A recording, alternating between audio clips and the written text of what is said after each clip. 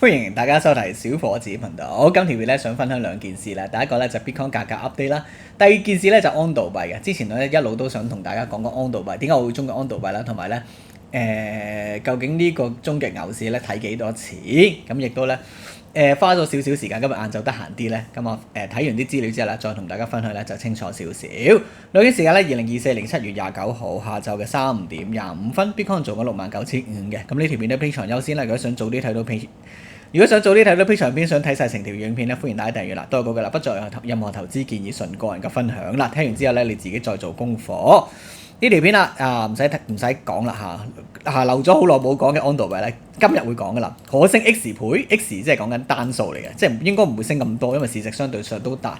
咁但係咧，佢嘅幻想空間咧都相對大嘅。點解幻想空間相對大咧？一陣講啦。安道幣 Real World Asset 嘅龍頭，咁龍頭中個龍頭咧，因為咧佢有同一啲最全世界最知名最有錢嘅基金合作，咁一陣會講啦。貝萊德係嘛 ？BlackRock 今條片分咗7個部分㗎 ，Bitcoin 價格 update 啦，同埋安道幣嘅各個部分啦，強啊弱啊，介紹下目標㗎。咁我相信好多人都未必想聽晒佢咁 detail 嘅一個白皮書㗎嘛，咁我都攆咗一陣㗎啦，將佢簡化咧，咁俾大家係參詳下。咁啊啲啊仲要拎咧，同埋咧邊度買咧，我都會一一講㗎啦。不過咧全部都係 Patreon 啦，甚至乎Patreon 優先啦，甚至乎獨家嘅。咁啊再唔再咧自己決定，幫大家慳時間啦，同埋咧講我自己嘅意見同見解。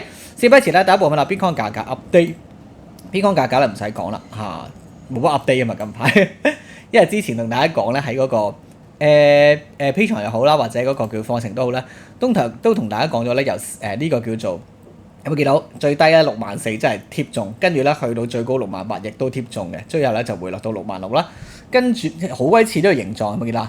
即係第一個部分咧就係呢個流動性大急升，跟住 Bitcoin 價格急升，跟住咧就話流動性下跌，跟住呢度下跌啦，跟住流動性又急升去到之前即係比之前流動性更加高啦，即係去翻呢個68,000呢個位置啦，之後大急跌，咁之後咧等咗大概咧差唔多1個禮拜到先大急跌，去到64,000，跟住咧即刻已經喺嗰個Patreon 同大家講唔 show 啦，總之呢啲嘢咧都大家心知㗎啦冇馬後炮。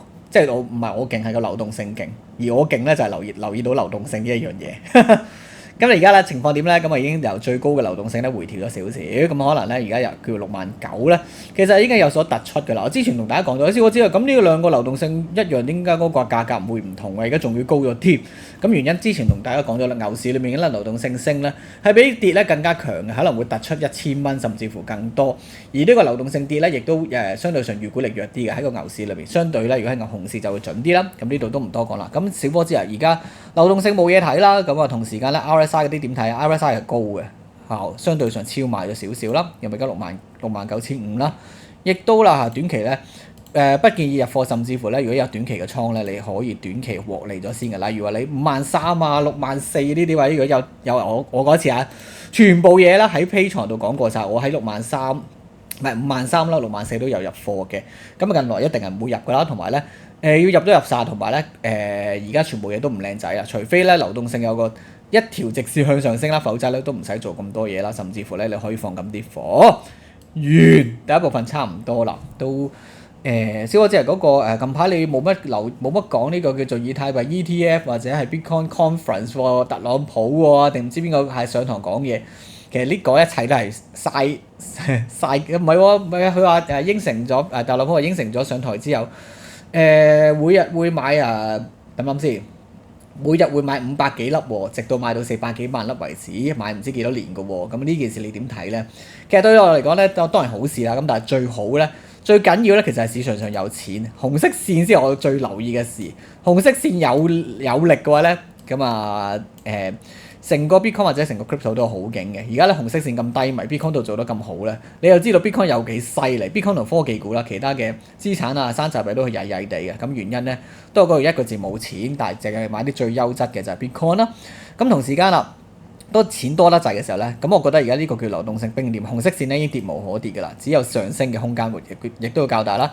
加上9月咧減息嘅機會咧係100% 嘅話咧，咁我覺得流動性咧喺呢個小我知減息同流動性有咩關係咧？咁我哋可以參詳一下，因為咧喺嗰個 Bitcoin 歷史裏面咧減息咧係淨係得呢個2020年312減過息嘅啫，其他時間咧呢個減息都係跌，好似記得呢個位置，呢個好似2015年減過一次息嘅，咁但係咧一減息嗰時都係升嘅，咁但係咧之後咧等陣先，呢個咧312之後咧就狂印錢同埋減息啦，減到零息咧個流動性即時大爆升嘅。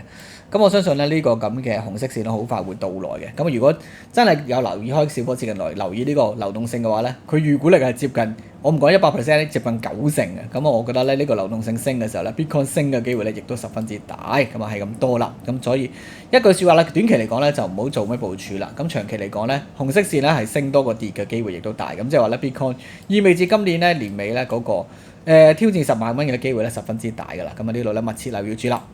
咁嚟到呢條片嘅第二部分㗎啦，咁啊嗱，我呢條片咧都係 Patreon 優先甚至獨家啦，所以咧中間咧會斬一半咧，留待呢個叫做下半部分嘅啦，下半部分都係 Patreon 度會優先甚至獨家嘅，咁繼續講啦。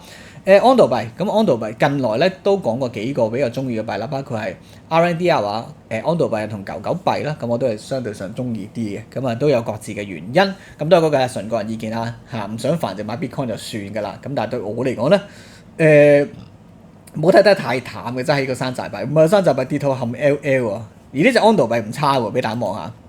雖然咧流動性咧插得都幾勁啦，即係近來嗰個流動性，但係咧幣價咧有個反向嘅情況咧，證明咧呢個幣咧係有一個叫做咧即係市場咧市場資金嘅聰明嘅，或者咧投資者咧。高級投資者或者好多投資者咧想早啲部署定咧就早啲買定呢隻幣，由最低0.2咧升到最多咧1.5啦，個半啦，咁啊而家回調到咧最多0.83，而家咧去翻1蚊左右，咁呢段時間我覺得都可以睇住嘅，等個 Bitcoin 回調嘅時候咧，大家可以入一入啦，都係嗰句我自己嘅做法啦，不在有投資建議，贏同輸都唔關我事啊，記住呢句，包括係玩槓桿合約我會玩嘅，咁但係你玩唔玩咧就你決定啦我會講晒我嘅。策略部署啦，咁啊亦都會講埋嗰個槓桿合約點樣玩嘅。咁如果有興趣就自己 join 課程，你自己講啊，唔關我事啊。我一句説話就講完㗎啦。幾時用呢個咁嘅槓桿合約？就係呢個紅色線有突發嘅急升同急跌，就正如呢個，咁大家就可以做一啲前期嘅部署，而嗰個價格未反映之前咧，你都可以做嘅。咁我咁講啦，你自己諗諗啦。咁安道幣啦，我先講第一部分啦。可能呢部分講完之後咧，就之後停一停，講第二部分。第一部分安道咧，其實係一個由一啲係咪名人，即係啲專業嘅團隊啦，再加啲專業嘅投資者啦，所成立嘅一個project。而呢個 project 咧都十分之容易明白嘅。咁我哋睇睇佢嗰個 Roots Data 嗰個資訊啦。咁你個 Roots Data 嘅關於 Ondo Finance 嘅一個基本介紹啦，包括係講緊提高金融服務嘅安全性、效率同可靠性。Ondo Finance 擁有專注於開發鏈上金融軟件，啦。其實簡單嚟講咧，就係將一啲實體經濟嘅一啲資產咧，就透過呢個叫做tokenize，咁喺個區塊鏈上記錄。咁你嘅資產咧就喺呢個 MetaMask 或者你個 Cold Wallet 或者你 Hot Wallet 上面，咁賺取一啲回報就係咁樣。咁一陣講小個字好複雜喎，即係簡單嚟講咧，你而家買股票邊度買㗎？手機 app 咯，富途 XX 咯，銀行 app 咯。咁你買債券咧，咁又係銀行咯。咁買樓咧又係銀行咯，乜嘢都係銀行㗎嘛。咁但係呢個世界唔係個個地方有銀行嘅，你知唔知？咁就算真係有銀行你咪買咯。咁但係手續費各方面啲嘢咧都好繁複噶嘛，又去簽名又成。咁呢個咁嘅 Ondo Finance 咧就見到個痛點啦，就係其實資產流動性亦都可以好高喎，好多地方買唔到美國債券或者好多資產咧，透過呢個咁嘅平台都買到喎。咁但係又驚啲叫做洗黑錢或者資金流動嘅一啲風險啦。咁所以咧呢個咁嘅平台咧都係解決痛點嘅，即係可能滿足到呢個市場嘅需要咧，亦都咧解決到咧安全上嘅需要，即係將一啲我再簡單啲講啦，就係呢個你俾咗錢佢，跟住咧佢就幫你買呢個美國債券、短期債券，咁美國短期債券咧有息噶嘛，咁就會咧將啲息咧就透過區塊鏈嘅方法咧就 send 翻俾你，咁而家個美債息可能就5厘啦，咁你就收到5厘息，就係咁簡單完。經過一啲個步驟啦，包括 KYC，咁一陣會講噶啦。咁背後咧呢啲人咧都係同呢啲金融機構有關係嘅，包括呢個 Justin 啦，同埋呢個 Nathan 咧都有噶啦。呢度都唔多講啦，都係關於高盛都係高盛嗰隻兩個 friend 嚟嘅，高盛嘅一啲副總裁添喎，數碼資產數字資產市場負責人兼副總裁，諸如此類啦。咁呢啲咧都係即係同傳統金融機構有關係嘅一啲專業人士啦。咁投資方咧都係十分之強大，包括係呢個 Coinbase 啦，包括係 Founders Fund， 跟住咧呢個或者有幾個大啲嘅投資機構啦。咁最主要咧佢嗰個集資額都好高下。之前同大家講到咧，就算強如幣安咧都係投資千零萬美金嘅啫。咁但係咧佢已經收到幾錢啊？小伙子，佢已經收到咧收到咧3400萬嘅投資額㗎啦。咁即係講緊咧呢個咁嘅project 咧，相對上咧係一個比較強嘅 project。咁啊，先會收到咁多資金啦。咁啊，呢度大致上就係咁啦。睇睇先，我都費事講咁多複雜嘅原理啦，因為咧佢都唔容易去，佢好多個文件咧都好多英文，一陣睇睇。好，大致上就係咁啦。咁簡介下啦，其實咧就係簡單嚟講，你買USDT 同埋 USDC 咧，其實係冇息噶嘛，知唔知道？即係話你而家拎個錢去 USDC 或者 USDT 嘅機構咧，咁我去用 USD 咧就換到呢個咁嘅美金嘅穩定幣。咁但係咧呢個穩定幣冇息嘅。咁相反咧呢個公司咧 Ondo 咧就有良心啲啦。如果你用你嘅即係一個現實世界嘅 USD 咧 send 過去咧，佢就 send 翻個 USDY 俾你，當係買咗美國嘅債券，跟住咧就會每年咧就會將啲利息咧就透過呢個區塊鏈嘅技術咧就 send 翻俾你，就係咁簡單。咁好有良心嘅。其實呢個咁嘅 USDT、USDC 咧就攞咗你嘅美金啦去收息，而唔分翻俾你咯。咁呢個Ondo 咧就會好少少。咁大致上就係咁。而呢個 product 咧叫 USDY， 咁另外咧嗰隻咧叫做 OUSG 係類似嘅，咁但係咧裡面所包含嘅成分啦，同埋嗰個特性咧，都唔一一詳細講啦。簡單嚟講咧，我係唔會買嘅。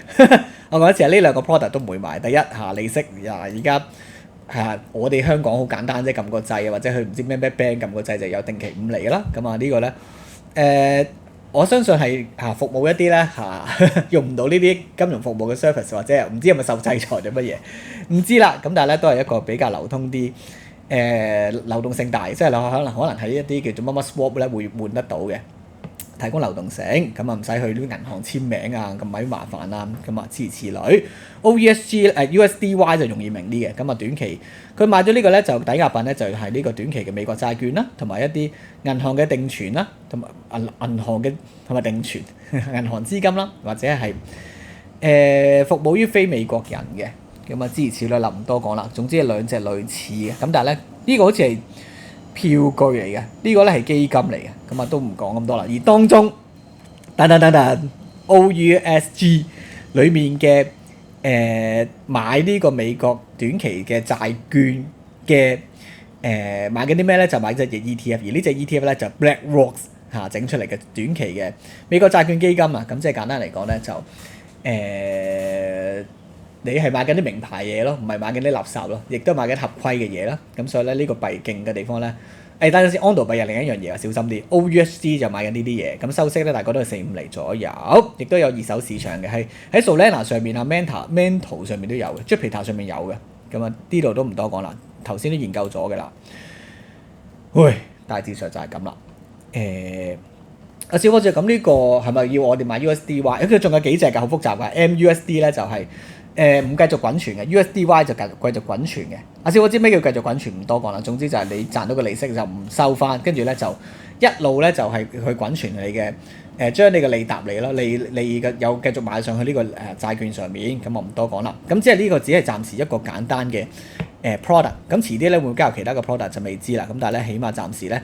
Invest 上面咧有兩隻 product 你可以買嘅，咁呢個買咧就係撳呢個掣，跟住填下表，跟住咧俾翻真實嘅 USD 佢啦，跟住咧佢就 send 翻個 USDY 佢哋嘅地址就咁樣。咁而家呢個 USDY 嘅二手價咧就係1.05左右嘅，咁Jupiter 上面啦，或者係其他嘅好似呢個 Mantle 上面會有，Mantle 上面會有噶啦。咁呢度都唔多講，係咪少少複雜？咁但係咧已經將佢簡單化，就係將可以網上面買呢啲咁嘅短期國債，咁相對上咧都短期嚟講咧到期嘅話咧都係贖回機會大，咁都係相對上安全嘅資產啦。大致上㗎啦。咁小伙子咁呢隻幣咪等先錄咗幾耐？哇，錄14分鐘，有冇搞錯？今年片咁多差唔多啦。咁我哋下條片咧再繼續講埋呢個幣強嘅地方、弱嘅地方、目標價邊度買入場價幾多啦。咁如果想早啲睇到非常片想出睇晒成條片，歡迎一訂閱啦。咁我哋今條片咁多啦，下條片再見，拜。